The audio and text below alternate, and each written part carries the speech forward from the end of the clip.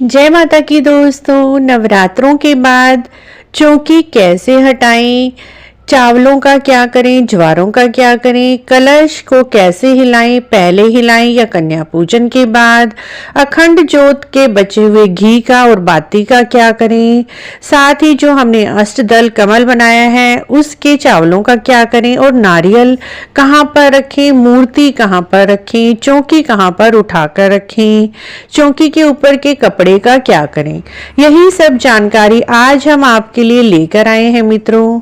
देखिए, जब भी आप कन्या पूजन करते हैं, चाहे अष्टमी वाले दिन या नवमी वाले दिन, आपने जहां पर माता की चौकी लगाई हुई है, कन्या पूजन के बाद ही सारे सामान को हटाना है।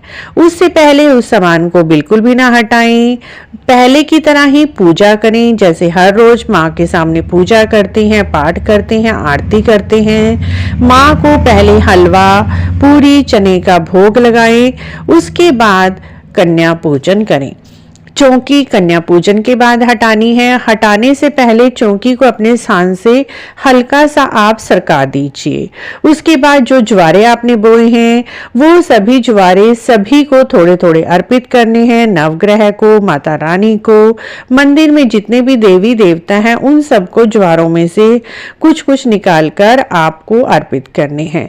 अपने ज्वारों में देख लें, यदि कोई सफेद रंग का ज्वारा है तो आप बहुत लक्की हैं, किस्मत वालों के यहाँ ही सफेद ज्वारे उगते हैं। अगर आपके भी ज्वारों में कोई सफेद ज्वारा है, उसे निकालकर लाल कपड़े में बांधकर बिना किसी को बताए ही अपने घर की तिजोरी में धन स्थान पर आप रख लें। और कलश के ऊपर जो आपने नारियल चढ़ाया है उसे भी आपने प्रसाद रूप में ग्रहण करना है परिवार के साथ। कई लोग उसे जल प्रवाहित कर देते हैं, वो आपकी अपनी इच्छा है।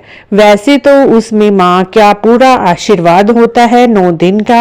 तो उस नारियल को आप, पूजा के नारियल को माता का प्रसाद समझकर अवश्य ही ग्रहण करें।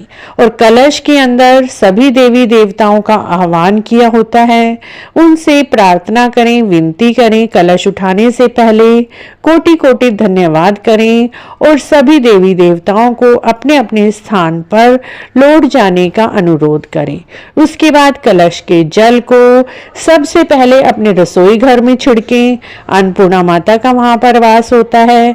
उसके बाद अपने शयन कक्ष में उस जल के छींटे लगाएं और घर के सभी परिवार के सदस्यों पर कलश के जल के छींटे लगाएं।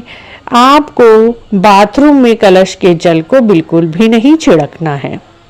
उसके बाद यदि कलश में थोड़ा बहुत जल बच जाता है तो उसे आप किसी भी पवित्र पौधे में या घर के फूलों वाले गमले में डाल सकते हैं।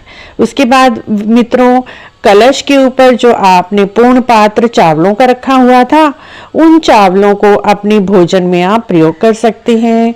जहां पर आप अपने खाने पीने का सारा सामान रखते हैं, चावल वगैरह, उन्हीं चावलों में उसे मिक्स कर दीजिए। इससे घर में बरकत बनी रहती है।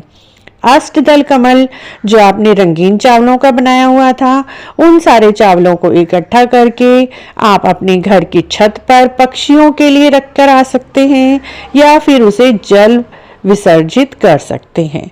और जो 9 दिन तक माता की पूजा में फूल, पत्ते, आम की टहनी कलश के नीचे रखी हुई थी, वो सभी उठाकर आप जल प्रवाहित कर दीजिए या भूमि विसर्जित कर दीजिए।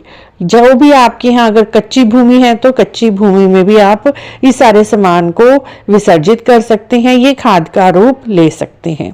अब बात आती है मित्रों अखंड दीपक की। अखंड दीपक, जब तक आपके दीपक में घी है तब तक उसे जलने दीजिए। कभी भी दीपक को फूंक मारकर या हवा के साथ नहीं बुझाना चाहिए। जब वह अपने आप शांत हो तभी हमें दीपक को उठाना है। और दीपक के अंदर जो हमने बाती लगाई हुई है वह बाती बहुत ही शुभ होती है। उसे आप अपने हाथ पर बांध सकते हैं। उसके अंदर और कलावा बांधकर अपने हाथ पर बांध लीजिए, बाजू पर बांध लीजिए, कहीं पर भी बांध लीजिए। वह माता का रक्षा सूत्र होता है। उसको बांधने से व्यक्ति को कभी भी चोट नहीं लगती, हानि नहीं होती। उसके स्वास्थ्य संबंधी काफी दिक्कतें सॉल्व हो जाती हैं। मित्रों उसके बाद चौकी का क्या करें, चौकी पर थोड़ा सा जल छिड़क कर हाथ जोड़कर उस चौकी को शुभ कार्य में आपको प्रयोग लाना है। उसे आप दोबारा भी पूजा में प्रयोग में ला सकते हैं। और चौकी के ऊपर के वस्त्र को आप थोड़ी देर के बाद धोकर सुखाकर तह कर रख दीजिए। जब भी आप पूजा का कोई काम करें तो उस चौकी वाले वस्त्र को आप दोबारा से बिछाकर प्रयोग में ला सकते हैं। माता का आपने चित्र लिया है, फोटो लिए है, तो आप उन्हें अपने मंदिर में स्थापित कर सकते हैं। जहां पर भी आपने माता को स्थापित करना है, श्रद्धा भाव से, प्रेम भाव से अपनी माता रानी को स्थापित कर सकते हैं। अगर मूर्ति है, अगर आप जल विसर्जित करना चाहते हैं, हर वर्ष नहीं लाते हैं, तो आप मूर्ति को जल विसर्जित भी कर सकते हैं मित्रों।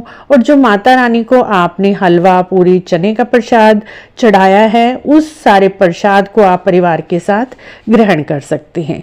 कलश के अंदर जो हमने हल्दी की गांठ, रुपया, सिक्का, सुपारी डाली है, हल्दी को आप अपनी किचन में प्रयोग में ला सकते हैं।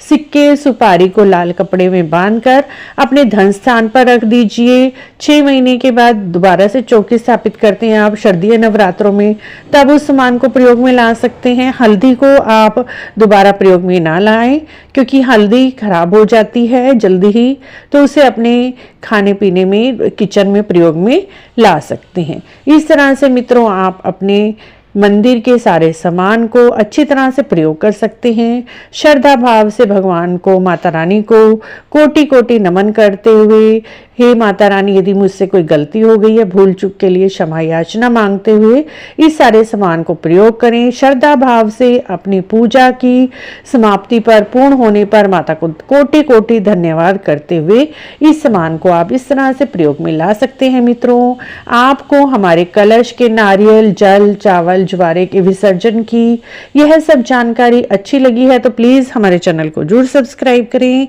लाइक करें, वीडियो को शेयर भी करें। कमेंट बॉक्स में जय माता की अवश्य लिखें। हर हर महादेव। जय माता की दोस्तों।